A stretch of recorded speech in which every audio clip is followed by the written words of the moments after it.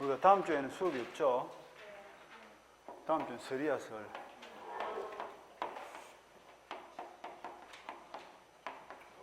설날 뭐 할 겁니까? 어? 지진 붙여야 된다고?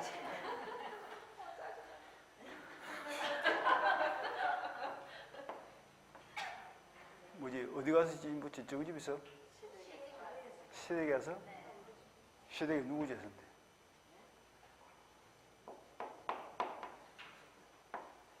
시댁에 뭐 할아버지? 남편이 죽었어요? 시아버지? 시아버지, 남편 아버지네? 그럼 남편 아버지는 남편이 붙여야 되는 거야, 이거. 내가 우리 아버지도 아닌데, 뭐, 붙여. 가지 마세요, 그럼. 아니, 우리 아버지 밥도 안 차려주는데, 남 아버지 밥을 차려주라고. 시아버지가 많이 줬어요, 뭐? 받은 게 있어요? 근데 왜 해? 받은 것도 없는데. 그래도 해야 돼? 왜 해야 되지? 그거 봐라. 제가 왜 해야 되는지도 모르는 거야. 하면서 기분 좋아? 안 좋은 걸 왜 하냐고, 그러니까.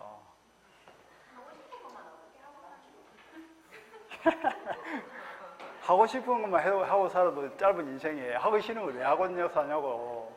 응? 살 날이 얼마 남았다고. 옛날에는 이야기 하려다 여기를 샜다. 작년까지만 해도 그 동네 그 건강관리협회 앞에다 크게 뭐라 붙여놨냐면 100세의 인생을 책임집니다. 이렇게 붙여놨거든. 근데 이번 올해 2020년도 넘으면서 그게 바뀌었어. 포스터가 바뀌기를 120세 인생을 책임집니다. 이렇게 바뀌었다는 게 지금. 벌써 한 해 사이에 20년이 수명이 늘어났네. 근데 여러분들이 완전 늙어가지고 갈 때쯤 되면 140세 인생을 책임집니다. 이 될 날이 머지 않았다 지금. 반쯤 살았어요? 아직 반도 안 살았네 보니까. 120것도 60대야 반이라니까. 그럼 남은 긴 인생을 어떻게 살 거예요? 고민 안 됩니까? 고민되죠? 그래서 열심히 공부를 해가지고 중개사가 돼가지고 죽을 때까지 돈을 벌면서 살아야 된다니까. 옛날처럼. 그래서 내가 설날 이야기를 하는 거예요. 지금은 내가 한 번 얼굴도 본 적 없는 시할아버지, 시할머니 가가지고 밥도 해먹고 뭐 성회랑 이래 하는데 나중에 그거 해 안 해? 안 합니다. 그러니까 우리는 받아 먹어 못 받아 먹어? 받아 먹을 생각하면 안 돼. 자식한테 뭘 달라 이래서도 안 되는 거야. 주지도 않지만 받지도 않아야 된다. 줄 것도 없어요. 사실은 내도 60년을 살아야 되는데 줄 게 있노? 내 몸기도 급한데 지금. 그러니까 주지도 많고 받지도 않으니까 주고받는 게 없으면 연결이 돼 안 돼? 단절이 되는 거예요. 사람과 사람의 관계는 주고받는 관계에서 계속 끈이 이어지는데 주고받는 관계가 없으면 끈이 끊어집니다.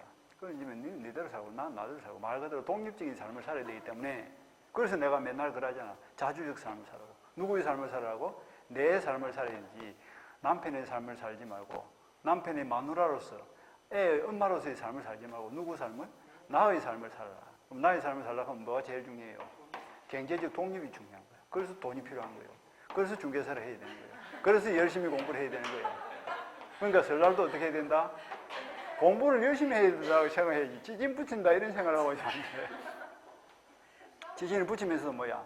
토지 거래 허가고요 이러면서 붙여야 되니까 그 시대가 물어봐. 혹시 논떼기라도 밭떼기라도 줄 게 있는가? 줄 거 없다 그러면 지진 한 장만 붙이고 마라. 뭐 한다고 지진 많이 붙여주냐고. 세상은요 냉정한 거예요. 지금은 뭐 그렇지만 좀 있어 보세요. 냉정한 세상이 옵니다. 전문으로 법률행위를 할 때 세 가지가 필요한 거예요. 당사자, 목적, 의사표시. 이렇게 해서 법률행위를 하면 그 결과 뭐가 발생한다? 권리변동이라는 법률 효과가 발생한다. 이렇게 됐다, 그지? 그래 우리가 지금까지 이제 당사자, 목적, 의사표시를 다 배웠고, 그 다음에 당사자에 붙는 사람이 누구예요? 대리죠. 대리를 배웠고, 저번에 대리는 당사자에 붙었죠? 오늘 배우는 부관. 부관은 법률행위에 붙습니다. 법률행위에 붙어가지고 하는 역할이 뭐다? 법률행위의 효과인 권리변동. 즉, 효력을 제한하는 역할을 하는 것이 부관이다. 그럼 부관이 무슨 말이냐? 부가 무슨 말이에요? 붙었다 이 말이죠. 가는 무슨 말이지? 약관을 줄인 말이에요. 그러니까 부착된 약관. 어디에 부착이 됐다? 법률행위에 부착된 약관을 부관이다라고 하는데 이 부관에는 크게 나누면 세 종류가 있어. 조건, 기한, 그 다음에 부담하는 것이 있는데 부담은 민법상의 문제가 아니고 행정법상 문제이기 때문에 우리가 공부를 안 합니다. 그래서 부관은 두 개만 보죠. 그러니까 조건과 기한이라는 부관을 붙여서 어떤 역할을 한다? 그 법률행위의 효력을 제한하는 역할을 한다. 그럼 효력을 제한한다는 말은 효력의 발생을 제한하기도 하고 효력의 소멸을 제한하기도 한다는 뜻입니다. 그래서 조심해야 될 게 효력이에요. 부관이 하는 역할은 법률행위 성립을 제한한다, 효력을 제한한다. 권리 변동이라는 법률행위의 효력을 제한한다. 그리고 두 가지가 있어요. 조건도 있고 기한도 있는데 조건은 장래에 도래할 것이 불확실한 사실이고 기한은 장래에 도래할 것이 확실한 사실이다. 여기 이제 차이가 있는 거예요. 그래서 조건, 기한 위주로 이제 보시면 됩니다. 그럼 이제 조건이 뭔가부터 볼까요? 조건은 장래에 도래할 것이 확실한 사실.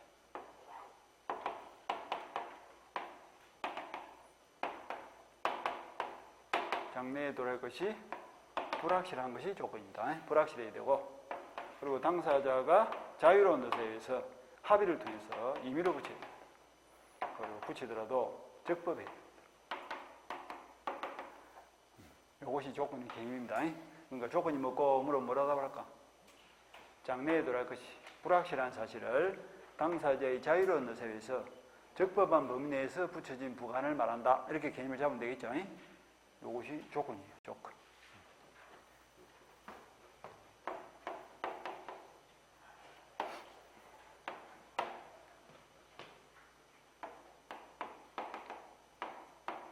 좀 있으면 설날이다, 그냥? 다음 주 설이네. 언니와 동생이 설날에 만났어.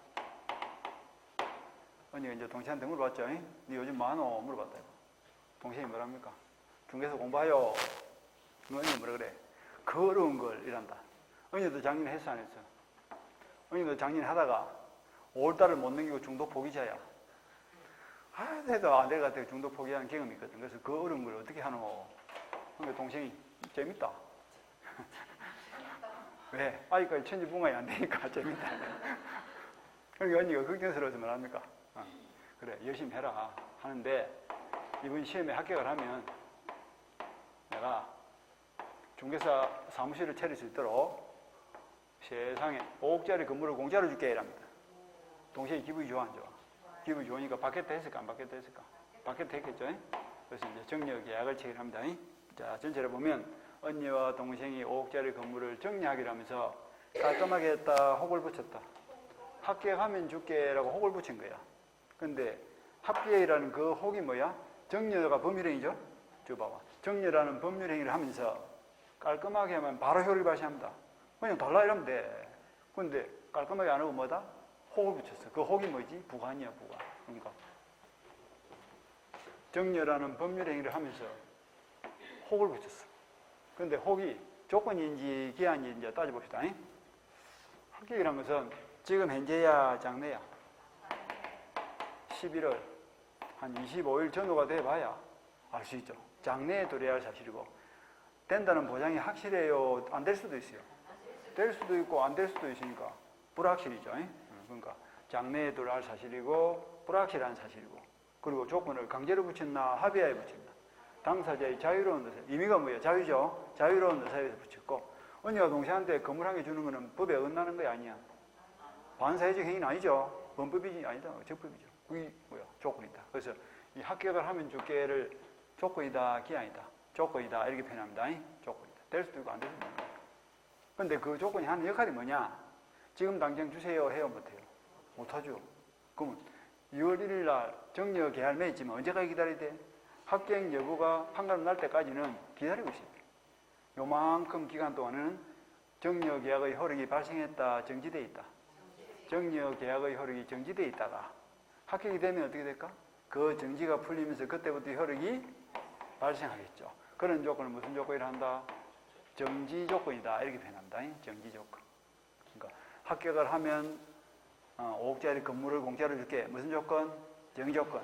합격이라는 조건을 붙여서 지금 현재 법률행위 효력을 정지시켜 놨다가 효력을 정지시켜 놨다가 정지되어 있는 그 합격이라는 조건이 성취가 되면 그때부터 효력이 발생한다.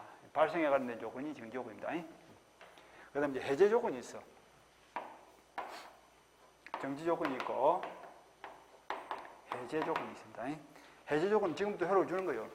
자, 설날에 삼촌하고 조카가 만났어. 삼촌이 조카보고 물어보는 거야. 니 요새 뭐 하나 하니까 삼촌 대학 졸업하고 취직을 못 해가지고 취업 공부하고 있습니다. 취업 준비하고 있습니다. 삼촌이 조카가 안타깝다, 그지? 그러니까 아버지가 돈 잘 주나 하니까 아버지가 뭐라 그래, 저 조카가. 아버지가 구공하지 돈도 안 줍니다.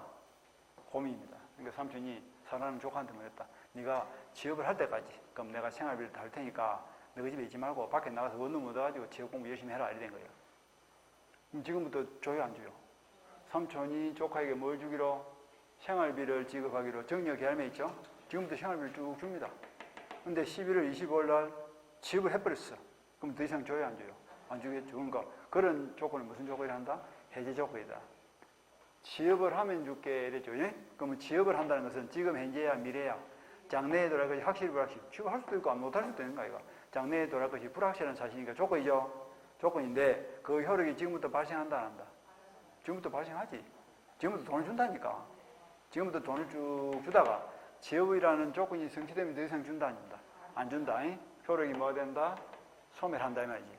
그런 조건을 해제 조건이다. 그러니까 정지 조건은 조건을 붙여서 법률행위 효력을 정지시켜 놨다가 나중에 조건이 성취되면 그때부터 효력이 발생한다 이런 뜻이고, 해제 조건은 계약을 맺자마자 바로 효력이 발생했어. 발생했는데 조건이 성취되면 계약이 해제가 되어버린 거예요. 해제가 돼가지고 그때부터 효력이 소멸한다. 이게 정지 조건, 해제 조건이에요. 반대로 생각하시면 돼요. 두 개를 봅니다. 그래서 129페이지 제일 위에 의를 봅니다. 법률행위 부관이란 가로를 묶고 줄을 칩니다. 법률행위의 효과를 제한하기 위하여 줄치고 효과에다 동함입니다. 자, 부관은 성립을 제한한다, 효력을 제한한다. 여기까지 본 거예요. 부관은 법률행위 효력을 제한하기 위한 것이다. 효력을 제한한다. 성립을 제한하는 데는 틀려. 1단계 성립이 되었다는 전제하에 2단계 효력을 언제 줄 것인가를 놓고 부관을 붙이면 제한을 받고 부관을 안 붙이면 바로 발생한다 이런 뜻입니다. 그래서 법률행위 내용에 덧붙인 약관을 말한다. 그 다음에 129페이지 제일 밑에 뭐 민법 규정의 조건 넘어가면 기한 이런 말 있죠. 그거는 지금 여기서는 안 봐도 되고 바로 넘어가서 130의 조건을 봅니다. 개념 조건이란 똑같은 말이 나오고 있죠. 효력 동그라미치고 법률행위 효력의 발생 또는 소멸을 장래의 불확실한 사실의 성취 여부에 의존케 하는 법률행위 부관이다 이렇게 되죠. 반드시 효력이라는 말을 동그라미치고 불확실 동그라미치고 장래 동그라미치고 장래 불확실한 사실을 붙이는 것이 조건이다. 그 다음 내려서 법적 성질. 이것도 똑같은 이야기예요. 법적 성질이 요걸 이야기하는 거예요, 지금. 조건은 지금 현재야, 장래야. 장래 동그라미치고. 그저 1번에 효과의 소멸에 관한 약관이고 성립에 관한 것이 아니다. 효과에다 동그라미치고. 동안에 2번에 장래 동그라미치고. 동안에 3번에 보니까 조건은 법률행위 부관인 만큼 당사자 사적 자치의 즉 그의 의사에 의하여 줄치고. 의사에 의하여가 뭡니까? 임의로 말이죠. 당사자의 자유로운 뜻에 의해서 임의로 붙인 것이어야 됩니다. 그런 것들. 그 다음에 넘어가서 조건의 종류. 그러니까 우리 책에 조금 빠진 게 있죠. 요리를 알고 될 거예요. 조건은 장래에 돌아갈 걸 붙여야 되고, 불확실한 사실을 붙여야 되고, 당사자가 임의로 붙여야 되고, 법률에 어긋나지 않아야 된다. 여기 딱 네 가지 조건의 구성 요소입니다. 네 가지를 다 알고 있습니다. 그 다음에 조건의 종류. 정지 조건, 해지 조건. 그리고 첫째 줄 끝머리. 법률행위 효력의 발생을 장래의 불확실한 사실에 의존케 하는 것이 정지 조건이고 그렇습니다. 자, 정지 조건이 성취되면 그때부터 효력이 발생한다 이 말이죠. 조건 성취 전까지 효력이 발생했다 안 했다? 아니, 합격하면 건물을 줄게. 이게 정지 조건 아닙니까? 그러니까 정려 계약 맺더라도 효과가 정지되어 있단 말이야. 발생이 돼서 안 됐어. 효력 발생이 정지되어 있다가 합격이라는 조건이 성취되면 그때부터 효력이 발생한다니까. 그러니까 정지 조건은 효력의 발생에 관련된 조건이야.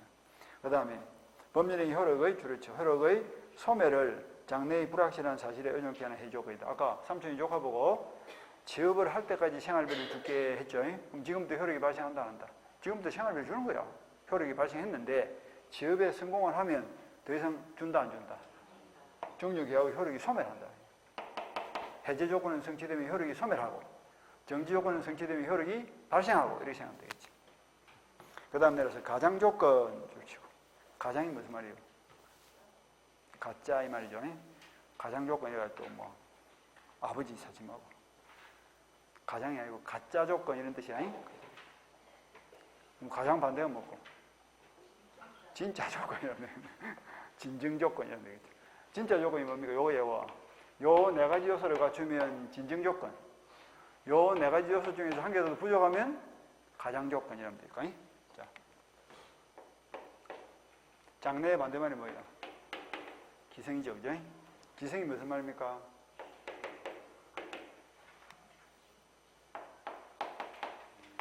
참 한글이 어렵다. 우리가 제일 많이 쓰는 단어가 뭐야? 기성복 이런 말 쓰잖아. 기성복이 무슨 말이지? 이미 완성된 이 말 아니야? 이미 완성된. 조건은 장래에 도래될 것이어야 되는데 이미 완성된 사실을 조건을 붙였다. 이거는 조건의 장래성 요건에서 문제가 생기기 때문에 진짜 조건, 가짜 조건. 가짜 조건이야. 그래서 가장 조건이라니까. 기성 조건도 가장 조건이야. 그 다음 불확실 반대는 뭐예요?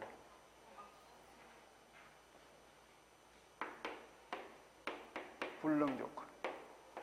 불확실은 될지 안 될지 모른다는 뜻이고 불능은 뭡니까? 안 되는 것이 확실하죠, 그지? 불능 조건. 이는 불확실 조건에서 문제가 생긴 거예요. 불능 조건.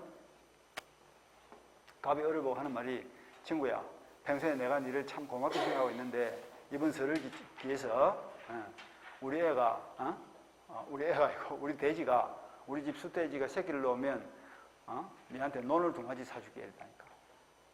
갑이 어를 보고 논 2마디를 정리하기를 하면서 뭐라고 조건을 붙였다? 우리 집 수돼지가 새끼를 놓으면 이랬어. 가능해요? 불가능해요? 그런 조건을 무슨 조건을 한다고? 불능 조건을 한다니까. 불능 조건. 수돼지가 새끼를 놓으면 서쪽에서 해가 뜨면 이런 게 불능 조건이야. 나쁘다 그걸 하지 말고 감정 갖지 말고. 이미 반대가 뭐예요? 법정 아니에요. 법정 조건. 조건은 당사자가 임의로 붙여야 되는데 법률에서 정한 조건을 붙이면 그게 뭐다? 법정 조건입니다. 가장 대표적인 게 법인 설립 조건이야. 뭐 사단법인을 설립하고 싶다 그러면 어떻게 해? 제일 먼저 발기인들이 조합을 결성하고 발기인 조합에서 정관을 작성하고 그리고 정관 들고 주무관청 가서 설립 허가를 받고 그 다음에 설립 허가증을 가지고 마지막 법원 가서 뭐야? 법인 설립 등기를 마치면 법인으로서 출발이 되는데 이러한 법인 설립 조건은 법인을 설립하는 발기인들이 임의로 정한 거예요? 법률에 정해놓은 거예요? 민법에서 정해놓은 거예요. 그런 조건을 법정 조건이에요. 이건 당사자가 임의로 정한 것이기 때문에 이것도 가짜 조건이다. 이 말이지. 조건처럼 보이고 조건이라 하지만 이거는 민법에서 말하는 조건이 아니다. 이 말이지. 적법 반대가 뭐고? 불법이죠. 불법 조건. 불법 조건은 우리 점주도 봤다. 그지? 뭘 봤을까? 첫 계약을 맺는 조건으로 정리하기로 했다. 적법이야? 불법이야? 그게 불법 조건이야. 저 사람을 죽이는 조건으로 돈 1억을 주기로 했다. 적법이야? 불법이야? 그러니까 조건을 붙였는데 그 조건이 어떻다? 103조. 선량한 풍속에 어긋나는 조건. 이게 불법 조건입니다. 이렇게. 그래서 가정 조건은 몇 가지가 있다? 4가지가 있다. 이렇게 알고 있습니다. 가정 조건이 4가지입니다. 외관상 조건처럼 보이지만 구성 요소 넷 중에서 한 개가 부족하기 때문에 가장 조건이 된 거야. 불확실성에서 부족하면 불능 조건, 임의성에서 부족하면 법정 조건 이런 식으로 생각하면 되겠지. 자, 넘어가면 4개 나오죠. 4개. 법정 조건, 불법 조건, 기성 조건, 불능 조건. 자, 이번에 불법 조건 봅니다. 조건이 뭐다? 선량한 풍속에 어긋난 조건이죠. 그럼 불법 조건을 붙인 법률행위는 조건만 무효다. 줄쳐. 법률행위 전체가 무효다. 전체가. 그래서 둘째 줄에 불법 조건만이 무효인 것이 아니고 법률행위 자체가 무효로 된다. 거기 지문을 잘 놔요. 저 사람을 죽여주면 돈 1억을 주겠다. 정력계약매 있죠? 그럼 그때 사람을 죽이는 조건만 무효다. 정력계약 자체가 무효다. 정력계약 자체가 무효다. 그리고 3번, 4번을 체크했다. 나중에 잘 봅니다. 이건 나중에 좀 어려울 거예요. 나중에. 기성조건, 불능조건 2개. 그리고 셋째 줄에 보니까 줄만 한번 쳐볼까?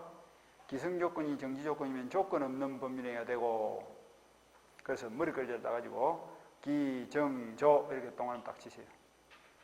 기성조건이 정지조건이면 조건 없는 범위 내에 든다. 기정조.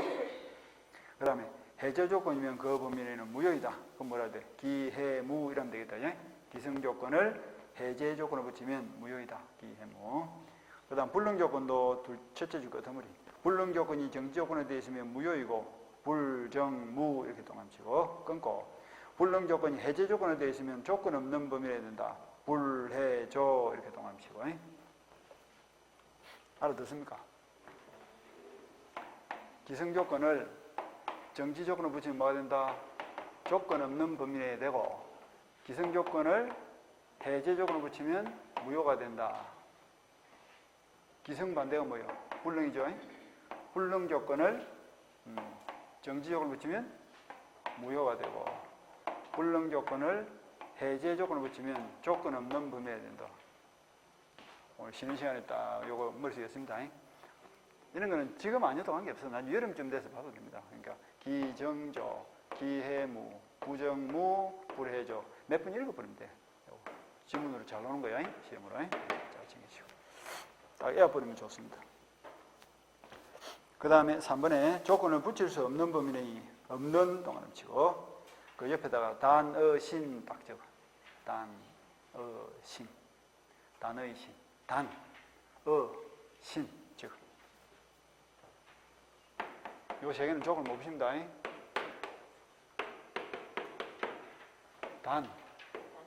단독행위, 수표행위입니다. 어음행위 또는 수표행위, 신부. 이런 것들은 조건을 못 붙인다. 신. 조건을 붙인 범위 내에는 안정, 불안정. 조건을 붙여보는 범위 내에 안정되어 있다, 불안정되어 있다. 불안정하죠, 그죠? 아니, 정력에 매면서 깔끔하게 하면 바로 효과가 발생하잖아. 근데 합격하면 줄게 이래버리면 어른 입장에서는 꼭 받는다는 보장이 있어요, 없어요? 합격이 되면 받을 수도 있지만 합격이 안 되면 못 받는 수도 있는 거예요. 그러니까 상대방의 지위를 불안정하게 합니다. 조건을 붙이는 범위 내에. 근데 지금 정려처럼 계약은 당사자가 합의하에 붙이니까 당사자 상대방이 뭐야? 합의하에 자신의 지위를 불안정하게 해서 이건 관계없어. 근데 단독에는 합의야 일방적이야. 일방적으로 행위를 하면서 조건을 붙여버리면 상대방이 자신의 의사와 관계없이 불안정한 지위를 맡게 되기 때문에 이거는 거래 안전을 깨는 위험성이 있기 때문에 조건을 못 붙인다. 그리고 신분행위도 마찬가지야. 혼신고를 하면서 저 사람하고 살아보고 돈 잘 벌고 건강하면 계속 살고 술 잘 먹고 노름 잘하고 비실비실하면 또 즉시 헤어지기로 합니다. 이렇게 조건을 붙여 혼신고하면 돼, 안 돼? 그러면 가족관계가 안정적이니까 언제든지 이혼을 덩이 쥐고 살까? 그러니까 가족관계가 안정적이지 못하니까 이것도 문제가 생기지. 마찬가지로 입양을 할 때도 마찬가지죠. 애를 입양할 때는 그냥 깔끔하게 입양해야지. 키워보고 공부 잘하고 말 들으면 계속, 말 잘 들으면 계속 데리고 살고 공부도 못하고 말도 안 듣고 이러면 이제 파양을 하겠습니다. 이렇게 조건부 입양을 하면 돼, 안 돼? 무슨 애가 무슨 물건도 아니고 인권을 존중해 줘야지. 그러니까 신분행위도 조건을 붙이면 안 되는 거야. 그래서 어음수평행위도 마찬가지야. 어음이나 수평행위는 거래의 안정성과 신용성이 확보가 되어야 되기 때문에 조건을 붙이는 어음을 발행해보면 아무도 어음을 안 받으라는 거야. 물품 대금을 어음으로 결제하면서 만약에 물품 매매 계약이 뭐 무효나 취소가 되면 발행된 어음은 무효로 한다 이래버리면 누가 그 어음을 못 받겠냐고. 내가 어음을 받았는데 그거 나중에 2, 3, 4의 계약이 무효가 되면 내가 지고 있는 어음이 종식이 돼버리니까 아무도 어음을 안 받으라고. 그래서 거래 안정성을 위해서 이 세 가지는 조건을 못 붙이는 거예요. 그래서 못 붙이는데 만약에 붙이면 어떻게 될까? 그 계약은 무효야. 조건 붙인 것은 무효입니다. 그래서 단어신 알고 있습니다. 우리 책에는 지금 단독행위만 나와 있죠. 다른 건 안 나와 있는데 단어신 딱 생기시고. 그 다음에 04번 타이틀은 나중에 천천히 볼 겁니다. 별로 어려운 게 없어. 그 다음 넘어가서 05번 타이틀 조건부 범위의 효력. 양가로 1번이 중요합니다. 조건 성취 여부 확정 전의 효력 줄을 딱 치고 그리고 동안에 기대권이란 말이 보이죠. 기대권 동안 딱 치고 그리고 동안에 2번 조건부 권리 보호 줄 치고 그렇게만 딱 하시면 자 봅니다. 여기서 아까 언니가 동시공부 뭐랬죠? 이번 중개사 시험에 합격을 하면 5억짜리 건물을 줄게 라고 했죠. 근데 11월 25일 전후가 돼봐야 합격이 될지 안 될지를 알 수 있는 거예요. 그러니까 2월 1일 날 계약을 맺지만 이때부터 11월 25일까지는 어리 건물을 달라 소리는 못하지만 마음속으로 항상 무슨 생각을 가지고 있을까? 기대는 하고 있겠지. 합격만 하면 저 건물은 내 거다 이렇게 생각하고 있을 거 아니야. 그게 무슨 건? 기대권. 그러니까 계약을 맺고 조건 성취 여부가 확정되기 전까지 당사자 일방이 가지는 권리를 말한다. 기대권이다. 이렇게 합니다. 기대권, 희망권. 이렇게도 표현합니다. 기대권, 희망권. 근데 이 기대권도 권리 아니야. 재산권이다, 아니다.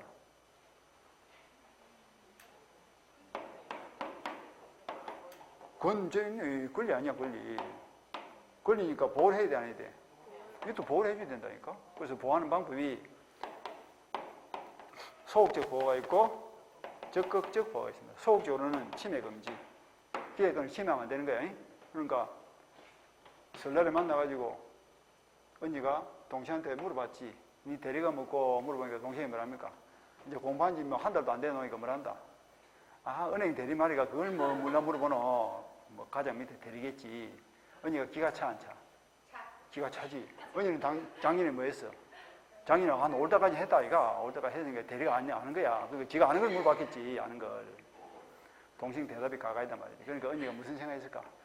아이가 저거는 올해 틀렸다. 그래서 이제 자신 있게 뭘 했을까? 이번 시험에 합격하면 5억짜리 건물을 주게 했겠지. 자신 있게. 그런데 추석에 만난 거예요. 10월달, 9월달 추석에 만났는데 동생이 공부를 열심히 했을까 안 했을까? 얼마나 열심히 했겠냐. 동생 입장에서는 지금 갱품이 지금 5억짜리 걸리 있는데 합격하면 저 건물 내 건데 학원 마치고도 집에 가요. 건물 한 바퀴 돌고 가요. 땡 한 바퀴 돌고 요건 내 거 이러면서 간다니까. 그래가지고 의지를 다지는 거야 지금. 그러면서 엄청 열심히 하고 밤에 잠도 안 하겠다니까. 그러니까 대리도 모르는 동생이 9월달 추석에 만나서 물어보니까 전국 1등 한다 그래 이제.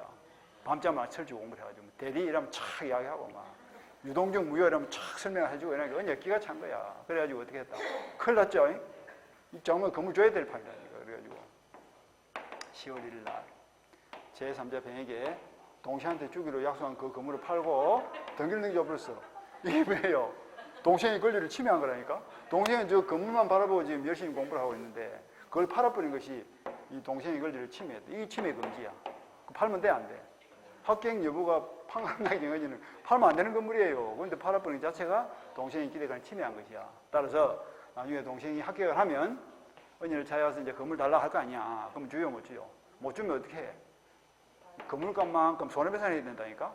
손해배상 하거나 아니면 언니가 사실은 파는 것처럼 꾸민 거야. 그럴 수도 있죠. 이제? 건물 동생한테 주기 싫으니까 저거 친구하고 짜고 말이지. 파는 것처럼 꾸미가지고 친구 명의로 등기를 넘겼다는 게 발각이 되면 이 정려계약, 매매계약 자체가 통정의표에 실어서 무효니까 어려움을 한다. 무효를 주의하면서 등기를 말소하고 돌린 다음에 등기를 받아갈 수도 있는 거예요. 그것이 침해금지야. 거기 기억에 나와 있죠. 그래서 조건부권리 보호 이래가지고 기억에 침해금지 줄 치고 A번 조건부권리 의무자는 언니죠. 조건의 성취 여부가 미정인 동안 추석주는 된 거야. 조건 성취로 인하여 생길 상대방 동생의 이익을 그 이익이 묻고 기대권이죠. 기대권을 침해하지 못한다. 이렇게 되면 되겠지. 만약에 침해를 하면 손해배상이 됩니다. 그래서 그 동안에 B번에 보니까 네가 중개사 시험에 합격하면 뭐 집을 주겠다 이렇게 돼 있구만 그것도. 그래서 마지막 줄에 봐. 그리고 만약 제3자가 조건부를 침해한 경우에는 물론이고 불법행위 책임에 승립한다 이렇게 되죠. 손해배상이 됩니다. 그 다음 넘어서 니은, 처분 등의 인정돼 있죠. 그거는 무슨 말이냐면 적극적 보호입니다. 적극적 보호. 기대권도 권리이기 때문에 일반적인 권리하고 똑같이 상속도 되고 처분도 할 수 있고 사고 팔 수도 있습니다. 그리고 담보 제공도 되고 그리고 보존 조치도 할 수 있고 같은 길을 해가지고 보존 조치 할 수 있고 보존 조치 할 수 있다. 그러니까 2월 1일 날 네가 중개사 시험에 합격하면 건물을 줄게 했죠. 그러니까 지금 당장 건물 달라 할 수 없어. 그런데 동생이 언니를 믿어요, 못 믿어요? 내가 엄청 열심히 해가지고 합격을 할 쯤 되면 또 동생 언니가 지금 배신해가지고 팔아버릴 수가 있으니까 동생이 언니 보면 뭐랍니까? 지금은 내가 달라 소리 안 하겠는데 내가 열심히 해서 합격을 하면 주기로 했으니까 일단 거기다 가등기를 좀 해놓자. 돼, 안 돼? 그것도 되는 거예요. 그래서 동생 이름으로 여기다 가등기를 붙여도 돼. 이 가등기가 뭡니까? 보존 조치죠. 그죠? 이렇게 보존 조치 할 수도 있어. 기대권을. 그래서 상속, 처분, 담보, 보존 조치를 할 수 있다. 상처 담보가 된다. 상처 담보가 된다. 그렇게 나왔습니다. 그래서 조건부 권리 의무는 일반 규정에 의하여 처분, 상속, 보존, 담보 머리 글자 따서 상처 담보 딱 이겁니다. 나중에 저 상처담보도 입에 붙을 거야. 재산권하고 그냥 따로 노는 말이 뭐야? 상처담보입니다. 기대권도 재산권이니까 그냥 상처담보가 된다. 이렇게 상처담보가 된다. 그렇게 알고 있습니다. 그거 잘 챙기시고. 그 다음에 조건 성취 여부 확정 후의 허락. 확정 후에다 동감시고. 요거는 제일 밑으로 내려서 동그라미 2번 봅니다. 조건 성취 효력이 소급하는지 여부 줄 치고, 그리고는 첫째 줄 정지 조건이든 해제 조건이든 조건 성취 효력은 소급하지 않으며까지만 줄죠. 소급이 없다까지입니다. 소급이 없다. 그러니까 아까 여기서 말하기를 정지 조건이 성취되면 그때부터 효력이 발생하고, 해제 조건이 성취되면 그때부터 효력이 소멸하고. 그러니까 11월 25일 날 합격을 하면 그때부터 달라 할 수 있는 권리가 발생하는 것이지 2월 1일로 거슬러 올라가서 건물을 달라가 아닙니다. 해제 요건도 마찬가지예요. 11월 25일 날 조카가 취업을 하면 그때부터 생활비를 안 주면 되는 것이지, 소급해서 생활비를 안 준다 이래 되면 어떻게 해? 여태까지 받았던 생활비를 다 돌려주라는 뜻인데 그건 안 맞죠. 그죠? 그래서 그때부터 소급표는 없다. 그래서 소급표는 없다. 그러나 마지막 줄 그러나부터 줄였죠. 당사자의 의사표시에 의하여 소급표를 주는 것은 무방하다까지 줄치고, 그 의사표시에 의하여 밑에다가 합의하에 이렇게 적어. 조건부 법률행위는 소급표가 없는 것이 원칙인데 양 당사자가 소급해서 효력을 주기로 합의를 하면 뭡니까? 소급표를 인정할 수도 있다. 원칙은 소급표 없는데 그렇게. 그 다음 넘어가시고, 기한. 기한은 별도로 공부하는 게 아닙니다. 요 조건 자리에다 기한을 그대로 외우면 돼. 기한. 됐죠? 그리고 말을 바꿔. 똑같아. 장래에 돌아갈 것이 불확실 다음에다 뭘 외우면 될까? 불확실 대신에 확실. 요것만 바꿔주면 돼. 그리고 그대로 외우면 돼.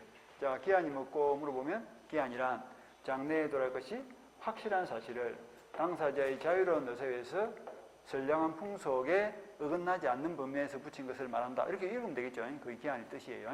기한은 그렇고. 그리고는 이것도 똑같아. 정지 조건과 관련된 기한이 뭐야? 시기. 바꿔주면 돼. 그 다음에 해제 조건에 대비되는 기한이 종기. 이렇게 바꿔주면 돼.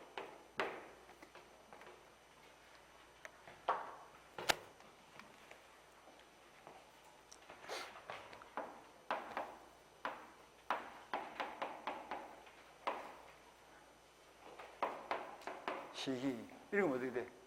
기한이 도래하면 그때부터 효력이 시가 뭐야? 시작한다, 발생한다 이 말 아닙니까? 발생한다. 자,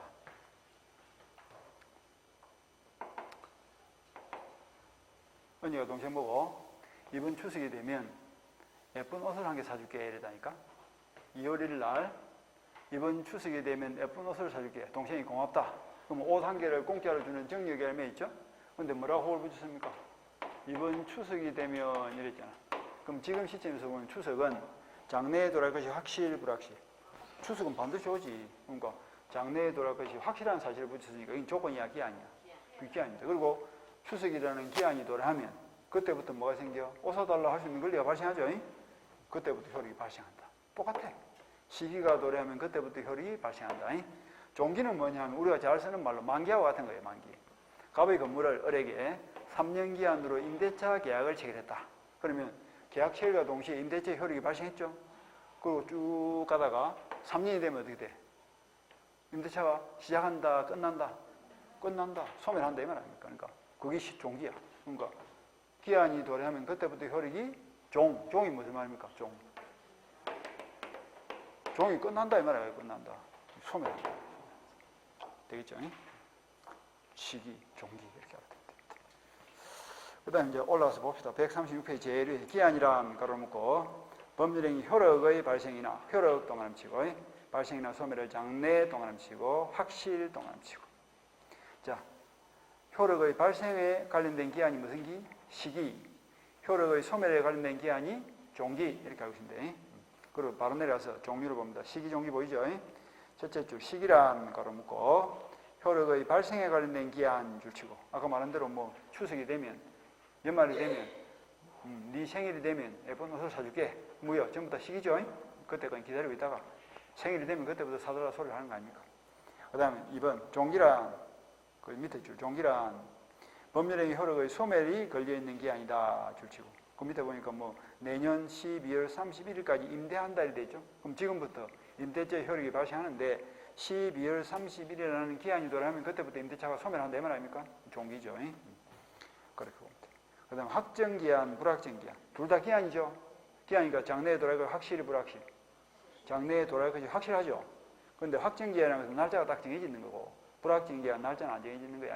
그러니까 아까 말한 대로 내년 생일이 되면 내가 맛있는 밥을 한 끼 살게. 내년 생일은 반드시 옵니까? 날짜도 꼭 정해져 있죠. 그런 기한을 말한다. 확정기한. 그 다음 장마가 오면 내가 뭐 장화를 하나 살게. 비신, 장화. 장마가 되면 장화를 살게. 장마는 반드시 옵니까? 또 안 올 수도 있나? 온다 해라 그냥. 오는데 언제 올지 알아 몰라. 모르지. 날 정해놓고 오는 거 아니잖아.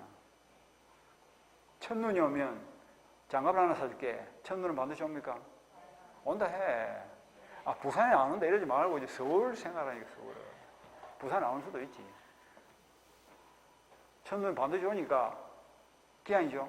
장래에 돌아가고 확실하니까 기한인데 언제 올지 알아 몰라. 그런 걸 말한다. 불확실이 아니고 불확정이야. 불확정. 불확실과 불확정은 다른 거라니까. 불확실은 될지 안 될지 모른다는 뜻이고 불확정은 되는 거는 확실한데 언제 될지 모른다 이 말이야. 그게 의미가 다르다니까. 내가 아버지가 죽으면 내가 조의금을 100만 원 낼게. 아버지는 반드시 죽어 안 죽어? 그러니까 조건이야 기한이야? 기한이지. 그건 언제 죽을지 알아 몰라. 모르니까 무슨 기한이야? 불확정 기한이다. 그렇게 생각하면 되지. 뭐 어려워. 그 다음 넘어가서 03번 타이틀. 기한을 붙일 수 없는 행위. 그 옆에다가 그냥 단, 신, 적. 똑같아. 그 다음 내려가서 기한법 법률 효력에서 기한 도래 전의 효력 줄치고 옆에서 기대권 적고 똑같아. 별로 볼 것이 없죠. 기대권하고 뭐라 하면 될까? 침해 금지, 상처도 안 보호 이렇게 알고 있으면 되지. 그러니까 적극적 보호, 상처도 안 보호, 소극적 보호, 침해 금지 똑같습니다. 기대권. 똑같은 거는 안 물어본다. 그 다음에 기한의 이익. 요 기한의 이익은 조건에 넣고 기한을 맺는 겁니다. 그러니까 요거는 물어보는 거예요. 기한이. 자, 첫째 줄 쭉 가서 적부터 줄을 쳐. 기한이 도래하지 않음으로써 당사자가 받는 이익을 말한다. 줄치고. 기한이 도래하지 않음으로써 당사자가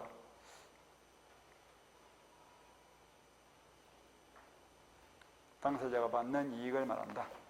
그리고는 연습을 한번 해볼까?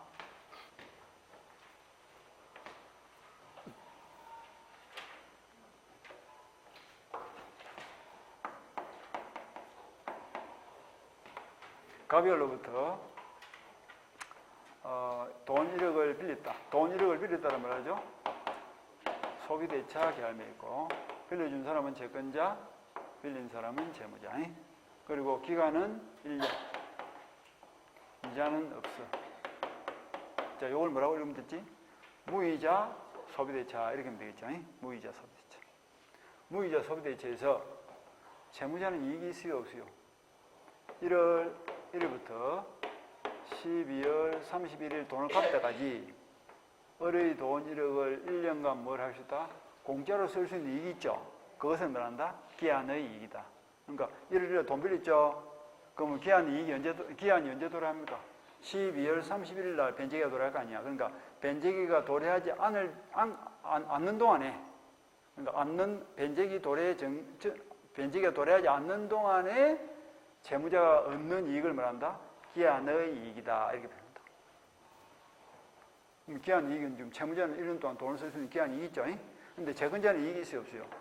아무 이익도 없잖아. 그러니까 무이자 소비대차는 누가 기한 이익을 갖는다? 채무자가 기한의 이익을 갖는다. 이렇게 답을 하면 되겠네. 채권자는 아무 이익도 없잖아.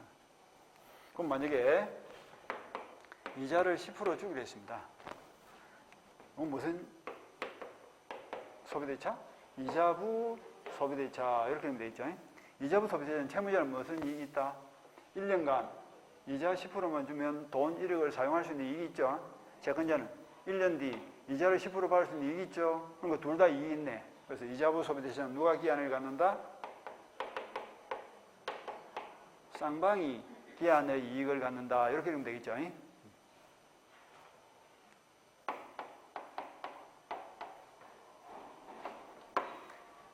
갑열로부터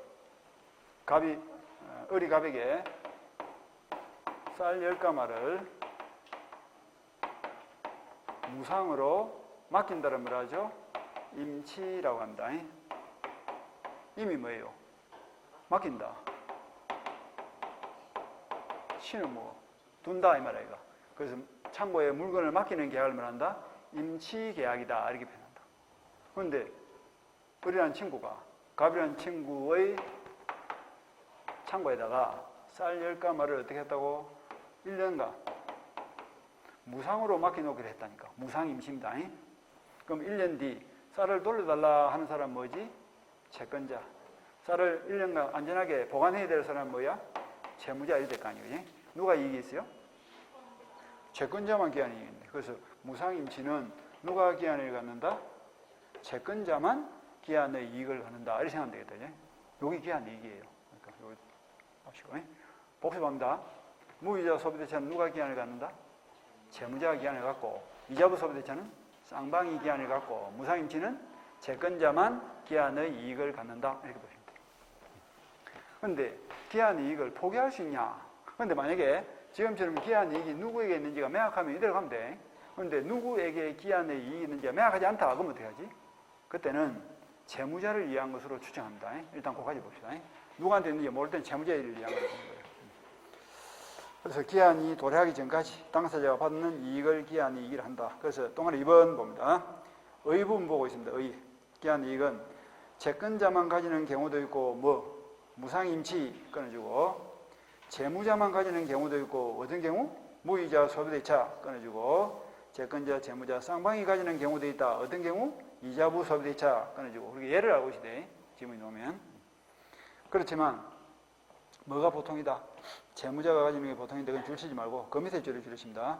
특약이나 법률행위 성질상 누구에게 기한이 있는지가 분명하지 않으면 줄치고 누구를 위한 것으로? 기한의 이익은 채무자에게 있는 것으로 추정한다. 줄치고 채무자 동안은 치고 추정 동안은 치고 채무자를 위한 것으로 추정한다.